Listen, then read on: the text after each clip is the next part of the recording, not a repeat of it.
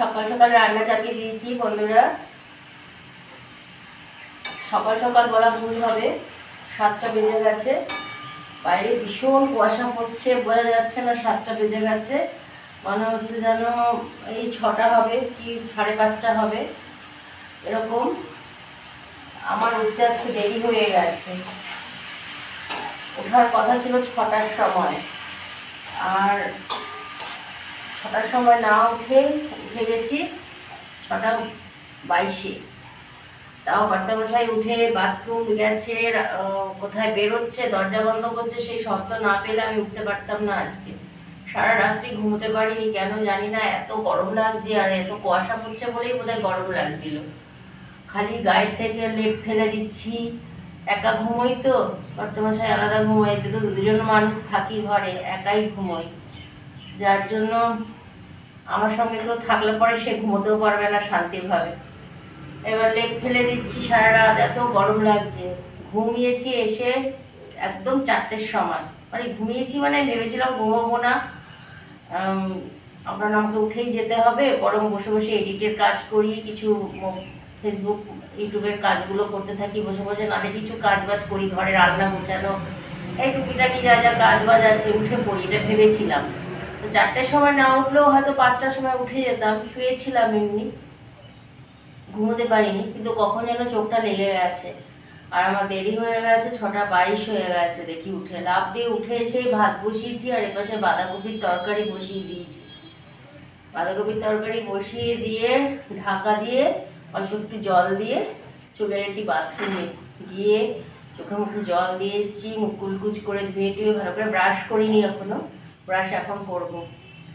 আর তারপরে বাসি কাপড়ও ছেড়ে নিয়েছি, নাইটি সব ছেড়ে তারপরে চলে আসলাম। এসে এখন এই যে এটার মধ্যে মশলা টশলা দিয়ে সব রকম, যাই হোক রান্না হয়ে এসেছে, খালি এখন একটু ধনেপাতা কুচি দিয়ে দেবো, হয়ে যাবে রান্না কমপ্লিট। আর ভাতটা ফুটে উঠেছে, বন্ধ করে রেখে। সবাইকে জানাই একটা সুন্দর সকালে শুভেচ্ছা, অনেক অনেক ভালোবাসা। আশা করি সবাই ভালো আছো, সুস্থ আছো। আর আমি তো কেমন সুস্থ দেখেছো, কেমনভাবে আমি আজকে সকালে, মানে আজকে দিনটা শুরু করলাম, দেখতেই তো পাচ্ছ। মানে মনটা খুব খারাপ হয়ে যায়, যেটা ভাবি সেটা যদি করতে না পারি, তাই না? ঠিক আছে, তোমরা তো আমার সঙ্গে থাকো এই সকাল থেকেই, বলে দিলাম তোমাদেরকে। দিনটা তো শুরু হয়ে গেল এই রান্না বান্না দিয়ে, এখনো তো অনেক কাজ পড়ে রয়েছে, বেলা 12টা পর্যন্ত। এখন চা বসাবো। কর্তামশাই মনে হয় মাঠের দিকে যায়নি, বাজারের দিকে গেছে। এখানেই তো বাজার, চায়ের দোকানে গিয়ে বোধহয় চা খাচ্ছে। ঘুম থেকে উঠে ঘরের চা না খেয়ে আগে দোকানের চা খেতে চলে গেছে। যাই হোক, আসুক, আমি এই পাশে চাটা বসিয়ে দিই, এটা নামিয়েই চা বসাবো।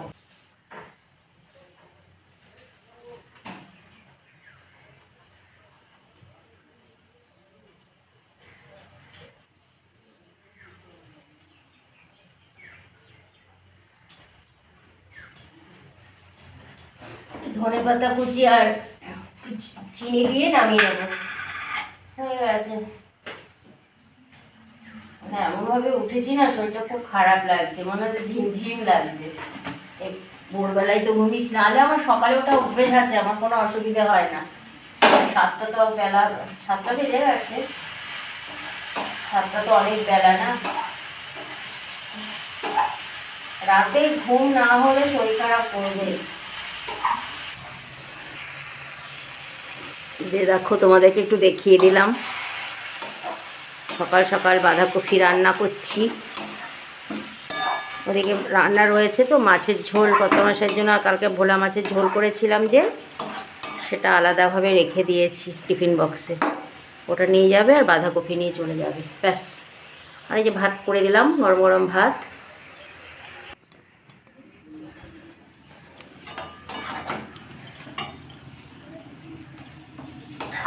দেখো, তোমাদেরকে দেখিয়ে দিচ্ছি, ভাতটা জাল দেবো এখনই।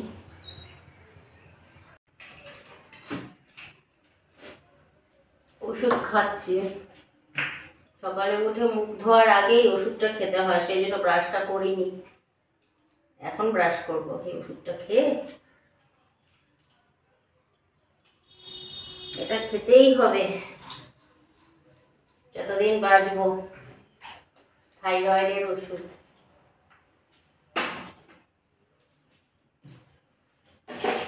খেয়ে তারপর ব্রাশ করে তারপরে এই যখন চাটা বসিয়ে দিই।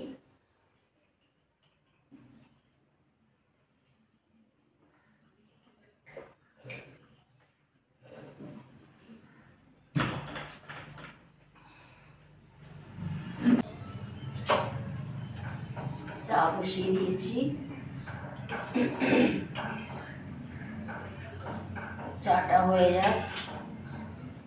ওই যে তোমাদেরকে বললাম না, কর্তামশাই ঘুম থেকে উঠেই দরজাটাকে খুব জোরে বন্ধ করে দিয়ে তারপরে ঘর থেকে বেরিয়ে গেল।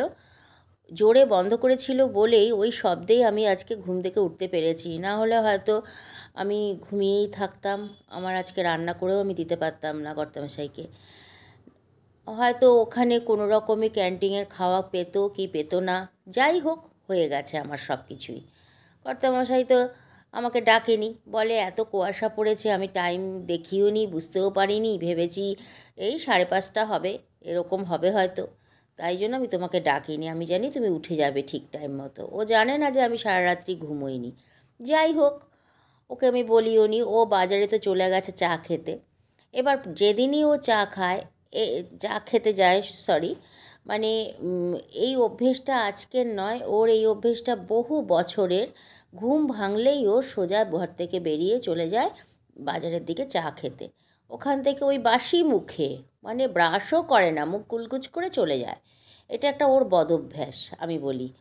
তো যাই হোক, ওই বাজারে গেলেই এবার চা তো খাবে চায়ের দোকানে বসে। আর চায়ের দোকান মানে তো বিভিন্ন রকম সংবাদের আসর। সেখান থেকে বয়ে নিয়ে আসে কর্তামশাই আমার ঘরে। এখন তাও অনেকটাই অভ্যেস কমে গেছে, চা খেতে যাওয়ার অভ্যেসটা খুব কম যায়, মাসে 1 দিন কি 2 দিন এরকম আর কি। আজকে হঠাৎ বেরিয়ে গিয়েছিল, ঘুমটা ভেঙে গেছে তাই। যাই হোক, সেরকমই খবর বয়ে নিয়ে এসে আমাকে শোনাচ্ছে, আর আমি কাজ করে যাচ্ছি, বাসন গুছিয়ে যাচ্ছি, আর ওর গল্প শুনে যাচ্ছি।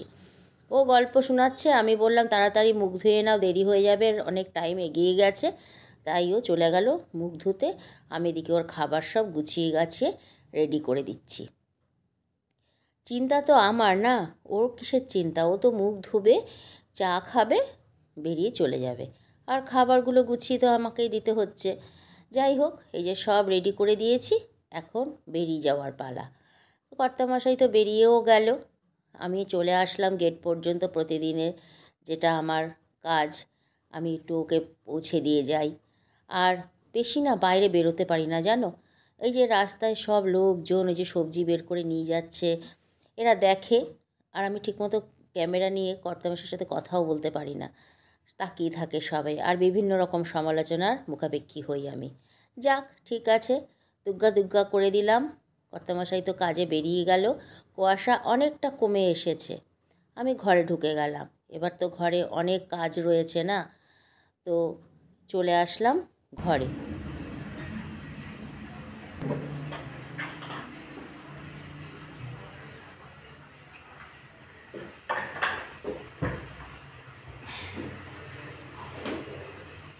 চা খেতে বসে পড়লাম, অল্প করে একটু চা খেয়ে নিই। কর্তামশাই তো চা খেয়ে বেরিয়ে গেল ডিউটিতে, আর এখন আমি একটু চা খাবো। খেয়ে একটু কাঁচা ধোয়া রয়েছে সেগুলো করব, করে বাসি বিছানা তুলবো, না হলে জল থাকতে থাকতে কাঁচা ধোয়াটা সেরে ফেলি।